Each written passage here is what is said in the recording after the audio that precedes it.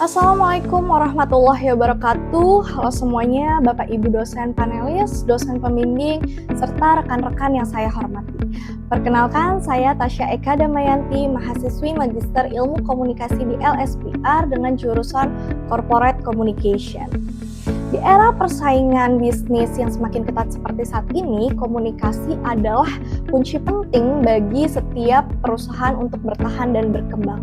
Bahkan bagi perusahaan yang kecil sekalipun loh.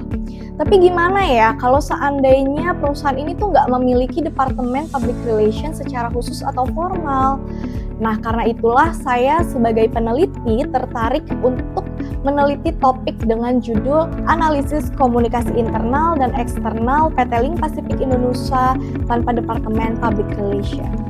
Dalam presentasi singkat ini, saya akan menjelaskan rancangan mini tesis saya terkait bagaimana sih perusahaan itu bisa membangun strategi komunikasi mereka. Yuk kita mulai pembahasannya, dimulai dari latar belakang. Penelitian saya ini dilatar belakangi oleh beberapa hal. Yang pertama itu adalah industri logistik di Indonesia menunjukkan pertumbuhan yang signifikan dalam beberapa tahun terakhir ini. Data menurut Supply Chain Indonesia menyatakan bahwa sektor logistik nasional diproyeksikan tumbuh sebesar 12,53% pada tahun 2025, meningkat sekitar 9,52% pada tahun sebelumnya. Pertumbuhan ini tuh didorong oleh peningkatan aktivitas ekspor-impor, perkembangan e-commerce, serta kebutuhan akan layanan distribusi yang terintegrasi secara cepat. Dalam laporan yang sama disebutkan juga bahwasannya Indonesia ini memiliki sekitar 3.600 perusahaan logistik aktif yang mencakup sektor-sektor seperti freight forwarding, pergudangan, kurir, dan juga transportasi darat. Nah, alasan yang kedua ini yang melatar belakangi saya yaitu adalah dalam sebuah perusahaan ini seringkali mengalami permasalahan yang tidak terduga. Permasalahan tersebut bisa berupa kesalahpahaman internal antara karyawan, ketidaksesuaian penyampaian informasi dari pimpinan, hingga krisis eksternal yang berhubungan dengan publik media serta customer sendiri. Nah, peran perusahaan logistik ini tidak hanya sebatas kegiatan pengiriman barang aja, tapi juga harus menjaga kepercayaan pelanggan, membangun reputasi, serta menjaga hubungan dengan berbagai pemangku kepentingan. Oleh karena itu, keberadaan Departemen Public Relations dalam perusahaan logistik dan forwarding ini menjadi sangat penting loh. Makanya Departemen Public Relations pada perusahaan logistik dapat membantu mengelola komunikasi saat menghadapi situasi krisis. Tapi realitanya data kebanyakan perusahaan logistik kecil sampai menengah ini nggak punya departemen public relations secara khusus. Berbeda dengan perusahaan logistik besar seperti Renos Logistik atau DHL yang memiliki departemen public relations. Contohnya kayak PT Link Pacific Indonesia itu tidak memiliki departemen public relations secara khusus. Hal ini menjadi tanda tanya besar bagaimana strategi komunikasi PT Link Pacific Indonesia sehingga dapat bertahan selama 19 tahun dan berkembang secara pesat, bahkan bisa memiliki cabang seperti di Jakarta, Semarang, Surabaya, Bandung, Medan, dan Malaysia. Hal ini menjadi tanda tanya bagi saya sebagai peneliti, namun tidak terjawab karena penelitian yang sebelum-sebelumnya itu lebih banyak membahas gimana strategi public relation dalam meningkatkan citra perusahaan. Namun belum banyak yang menyoroti bagaimana perusahaan dapat melakukan strategi komunikasi secara baik padahal tidak memiliki departemen public relation. Karena inilah saya sebagai peneliti tertarik untuk meneliti analisis komunikasi internal dan eksternal PT Link Pacific Indonesia tanpa Departemen Public Relations. Berdasarkan latar belakang yang sudah disebutkan tadi, maka saya merumuskan beberapa masalah, yaitu yang pertama, bagaimana strategi komunikasi internal dan eksternal yang diterapkan oleh PT Link Pacific Indonesia dalam menghadapi persaingan bisnis tanpa keberadaan Departemen Public Relations. Yang kedua, apa saja tantangan yang dihadapi serta bagaimana upaya PT Link Pacific Indonesia dalam mengelola komunikasi tanpa keberadaan Departemen Public Relations. Dan yang ketiga, apa saja potensi risiko komunikasi yang mungkin dihadapi oleh PT Link Pacific Indonesia akibat tidak adanya Departemen Public Relations. Dari rumusan masalah yang tadi, saya bertujuan untuk mengetahui bagaimana strategi komunikasi internal dan eksternal yang diterapkan oleh PT Link Pacific Indonesia dalam menghadapi persaingan bisnis tanpa adanya Departemen Public Relations. Yang kedua, untuk mengetahui tantangan dan yang dihadapi serta upaya PT Link Pacific Indonesia dalam mengelola komunikasi tanpa adanya Departemen Public Relation. Dan yang ketiga, untuk mengetahui apa saja potensi risiko komunikasi yang mungkin dihadapi oleh PT Link Pacific Indonesia akibat tidak adanya Departemen Public Relation.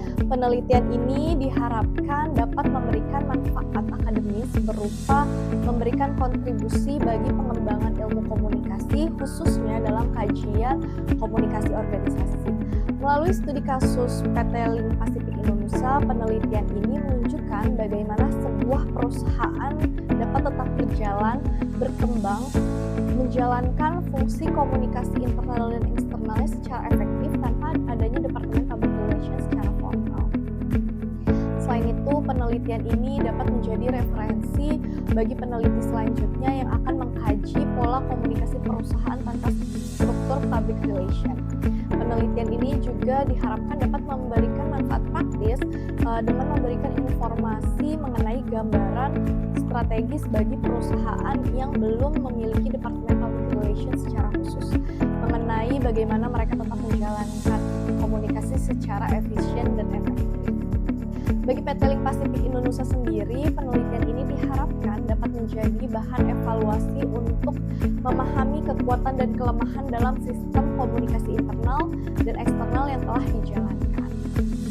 Penelitian ini akan dibatasi hanya meneliti tentang analisis komunikasi internal dan eksternal yang dijalankan oleh PT Link Pacific Indonesia dalam menjalankan operasional dan mempertahankan keberlanjutan bisnisnya tanpa memiliki Departemen Public Relations secara formal. Dengan ruang lingkup yang berfokus hanya mengenai strategi dan bentuk komunikasi internal eksternal yang digunakan, terus tangan dan upaya apa aja sih yang dilakukan untuk mengelola komunikasi serta potensi risiko komunikasi yang mungkin dihadapi ke depannya tanpa adanya Departemen Public Relations secara khusus.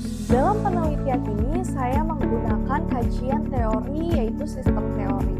Teori sistem atau sistem teori ini merupakan salah satu grand teori dalam ilmu sosial dan ilmu manajemen yang mampu menjelaskan fenomena organisasi secara menyeluruh mulai dari input, transformasi hingga output serta mekanisme feedback-nya. Pada gambar ini dapat dilihat bahwasannya public relation atau komunikasi berada di posisi pusat dari seluruh elemen organisasi. Dalam konteks peran fungsional dan koordinatif, posisi PR memiliki potensi yang besar sebagai pihak yang mengawasi, menghubungkan, dan memfasilitasi komunikasi lintas departemen.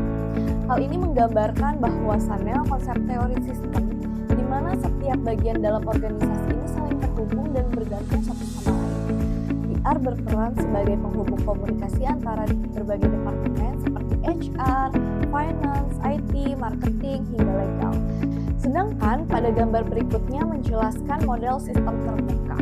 Proses ini tuh dimulai dari input yang berbagai tindakan atau informasinya berasal dari publik seperti opini, kebutuhan, dan perilaku masyarakat terhadap organisasi. Informasi ini kemudian diolah menjadi tujuan dan sasaran komunikasi yang membentuk hubungan yang diinginkan antara organisasi dan publiknya. Atau bisa kita lihat di situ ada bacanya desired relationship with publics. Nah, organisasi ini merancang structure, plans, and program yang akan dijalankan untuk mencapai tujuan tersebut. Melalui pelaksanaan programnya, PR organisasi menghasilkan output eksternal berupa tindakan dan pesan yang ditujukan kepada publik, kayak knowledge, predisposition, and behavior of public. Setelah itu, organisasi sendiri menerima feedback dari publik yang memberikan gambaran tentang sejauh mana sih hubungan yang terbentuk nih sesuai dengan yang diharapkan. Melalui mekanisme umpan balik ini, organisasi dapat menilai efektivitas komunikasi yang dilakukan dan melakukan penyesuaian terhadap strategi, program, atau pesan yang disampaikan. Dengan demikian, model sistem terbuka menekankan pentingnya komunikasi dua arah dan responsif agar organisasi dapat mempertahankan keseimbangan serta hubungan yang harmonis dengan publik di tengah perubahan lingkungan yang terus terjadi. Berikut dapat kita lihat kerangka konseptualnya. Bab selanjutnya menjelaskan tentang metodologi penelitian yang digunakan. Yang pertama, penelitian ini menggunakan paradigma konstruktivisme. Dalam penelitian ini, paradigma tersebut digunakan untuk memahami bagaimana komunikasi internal dan eksternal dijalankan oleh PT Link Pacific Indonesia tanpa keberadaan Departemen Public Relations. Metode penelitian yang digunakan.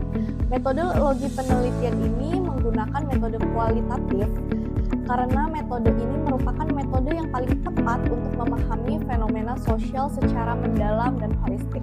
Dalam pelaksanaannya, metode ini mengandalkan teknik pengambilan data primer yang diperoleh langsung dengan cara wawancara sumber utama yang terlibat dalam praktik komunikasi di PT Link Pacific Indonesia dengan narasumber yang pertama direksi, HRD, dan staf marketing. Selain itu, menggunakan data sekunder yang bersumber dari berbagai dokumen internal PT Link Pacific Indonesia seperti laporan tahunannya, dokumen komunikasi secara resmi, catatan rapat, serta arsip-arsip yang ada. Analisis data dengan proses yang melibatkan beberapa tahap. Yang pertama adalah pengumpulan data, yang kedua reduksi data, yang ketiga penyajian data, dan yang terakhir penarikan kesimpulan dan melakukan verifikasi.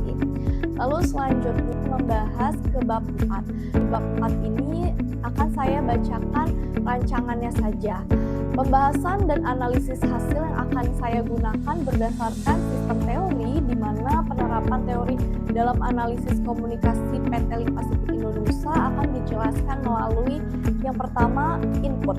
Input ini menjelaskan informasi, kebijakan, dan kebutuhan komunikasi internal dan eksternal.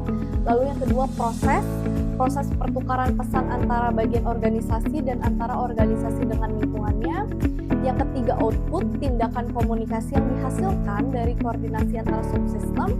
Yang keempat, feedback atau respon karyawan dan customer atau publik yang digunakan untuk evaluasi. Yang kelima, homeostasis, yaitu upaya menjaga keseimbangan sistem komunikasi meski tanpa Departemen Public Relations.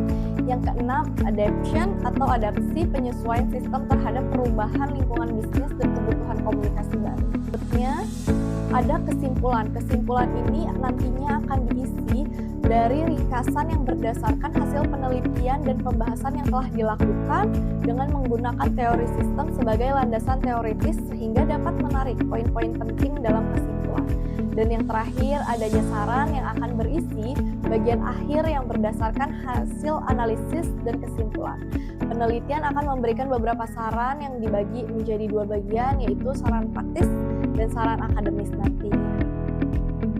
Sampai juga kita di penghujung waktu. Sekian dari pemaparan singkat saya mengenai mini tesis saya. Saya berharap sekali penelitian ini nantinya dapat memberikan manfaat, terutama dalam memahami bagaimana komunikasi perusahaan tetap bisa berjalan tanpa adanya Departemen Public Relations. Terima kasih banyak kepada Bapak Ibu dosen panelis, dosen pembimbing, serta teman-teman yang sudah menyimak presentasi ini. Saya sangat-sangat berharap dapat mendapatkan masukan dan arahan agar penelitian ini nantinya bisa berkembang lebih baik ke tahap selanjutnya. Wassalamualaikum warahmatullahi wabarakatuh dan sampai jumpa di sidang selanjutnya.